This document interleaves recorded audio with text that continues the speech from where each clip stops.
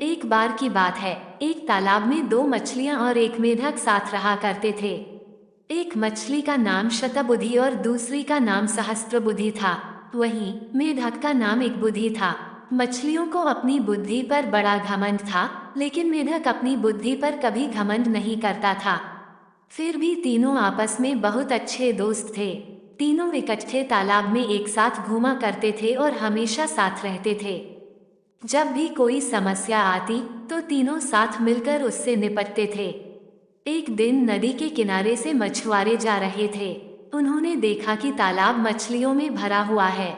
मछुआरों ने कहा, हम कल सुबह यहाँ आएंगे और बहुत सारी मछलियाँ पकड़ कर ले जाएंगे। मेढक ने मछुआरों की सारी बातें सुन ली थी। वह तालाब में मौजूद सभी की जान बचाने के लिए अपने दोस्तों के पास गया। उसने शतबुद्धि और सहस्त्रबुद्धि को मछुआरों की सारी बात बताई। एक बुद्धि मेढक ने कहा, उन्हें अपनी जान बचाने के लिए कुछ करना चाहिए।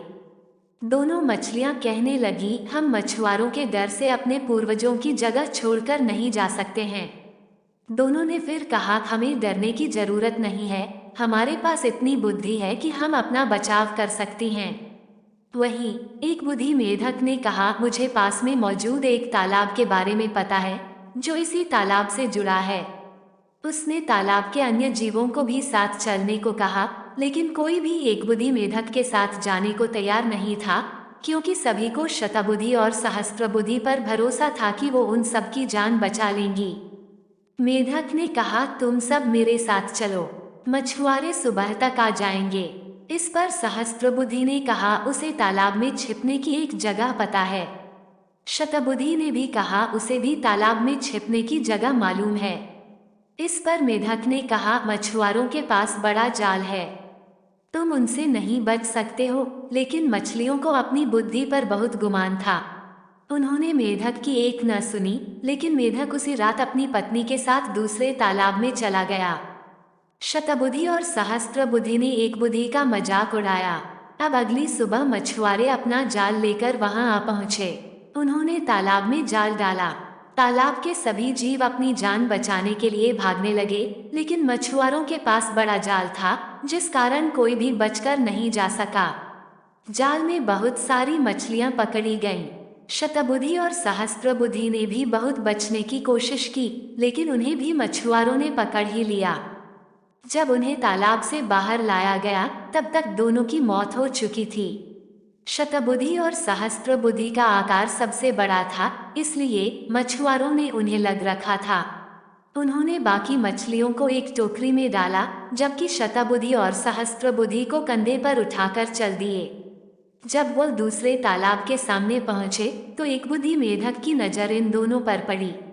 उसे अपने मित्रों की यह हालत देख बड़ा दुख हुआ। उसने अपनी पत्नी से कहा कि काश इन दोनों ने मेरी बात मान ली होती, तो आज ये जिंदा होती। कहानी से सीख, कभी भी अपनी बुद्धि पर घमंड नहीं करना चाहिए। एक दिन यही घमंड जानलेवा साबित हो सकता है। एक जंगल में दो बकरियां रहती थीं। वो दोनों जंगल के अलग हिस्सों में घास खाती थीं। उस जंगल में एक नदी भी बहती थी, जिसके बीच में एक बहुत ही कम चौड़ा पुल था। इस पुल से एक समय में केवल एक ही जानवर गुजर सकता था। इन दोनों बकरियों के साथ भी एक दिन कुछ ऐसा ही हुआ। एक दिन घास चरते चरते दोनों बकरियां नदी तक आ पहुंची। ये दोनों नदी पार करके जंगल के दूसरे हिस्से में जाना चाहती थीं। अब एक ही समय पर दोनों बकरियां नदी के पुल पर थीं। पुल की चौड़ाई कम होने के कारण इस पुल से केवल एक ही बकरी एक बार में गुजर सकती थी, लेकिन दोनों में से कोई भी पीछे हटने को तैयार नहीं था। इस पर एक बकरी ने कहा, सुनो, मुझे पहले जाने दो, तुम मेरे बाद पुल पार कर लेना। वहीं दूसरी बकरी ने जवाब दिया, नहीं, पहले मुझे पुल पार करने दो, उसके बाद तुम पुल पार कर लेना। यह बोलते बोलते दोनों बकरियां पुल के बीच तक जा पहुंची। दोनों एक दूसरे की बात से सहमत नहीं थीं। अब बकरियों के बीच तू मैं शुरू हो गई। पहली बकरी ने कहा, पहले पुल पर मैं आई थी, इसलिए पहले मैं पुल को पार करूंगी। तब दूसरी बकरी ने भी तुरंत जवाब दिया, नहीं, पहले मैं पुल पर आई थी, इसलिए पहले मैं पुल पार करूंगी। यह झगड़ा बढ़ता चलता जा रहा था। इन दोनों बकरियों को बिल्कुल भी याद नहीं रहा कि वो कितने कम चौड़े पुल पर खड़ी हैं।